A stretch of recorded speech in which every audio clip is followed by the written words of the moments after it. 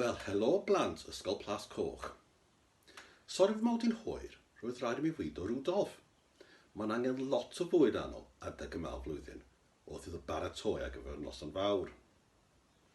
Wel, yn anffodus, dwi ddim yn meddwl dwi'n gallu dod i'r ysgol i'ch gweld chi eleni, ond bydda yn dod i'ch cartrefi bore dydd Nadolig.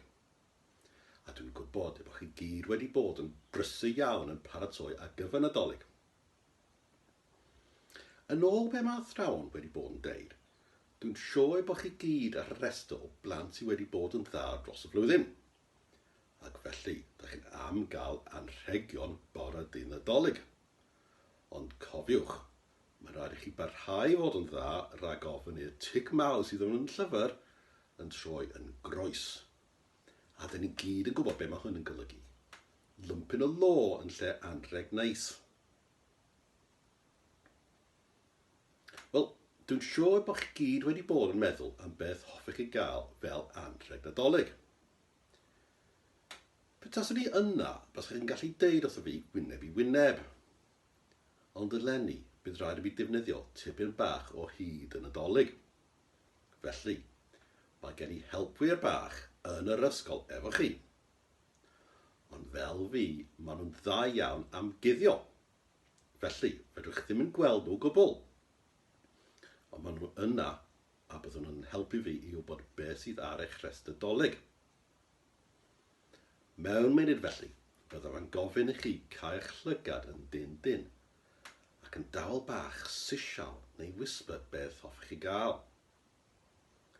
Bydd fy helpwyr i wedyn yn hedfan y gwmpas y dosbarth yn gwrando ar chi gyd ac yn gwneud nodyn o beth rydych chi eisiau gael. Bydden nhw wedyn yn gallu deud wrtho fi. Felly, byddaf yn cyfri lawr o dri ac ar y gair Nadolig, dwi eisiau chi gyd cael eich llygad a dweud yn dawel bach beth hoffech chi gael fel anrheg. OK? 3, 2, 1, Nadolig.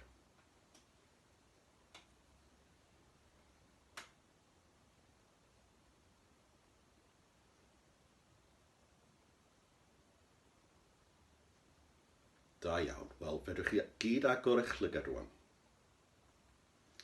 Os doeddech chi ddim yn gallu meddwl am eich anrheg, peidiwch â phoeni. Sgwennwch lythyr at fi efo rhestr. Bydd eich teulu yn siŵr eich helpu chi wneud hynny. Rwan, dwi am ofyn i chi wneud 3 pheth i mi. Yn gyntaf, a noswyl Nadolig, sef y noson cyn Nadolig, dwi eisiau chi gyd mynd i gwely yn gynnar.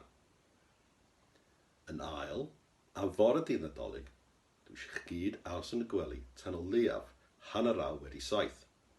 Peidiwch â codi am 5 i weld os dwi wedi dod, ond aros yn y gwely. A trydydd peth, sorry, os hoffech chi adael mince pie bach i mi, neu mororen i'r ceirw, bys yn diolchgar iawn. Wel, mae Mrs Corn yn fy galw i rwan. Mae Rudolf dal eisiau rhywbeth i fwyta. Felly, well i mi fynd i nôl rhag o foron. Mi welaf chi gyd bore dydd Nadolig. Nadolig llawn i chi gyd. Iawn, Mrs Corn, dwi'n dod. Nadolig llawen. Hwyl fawr.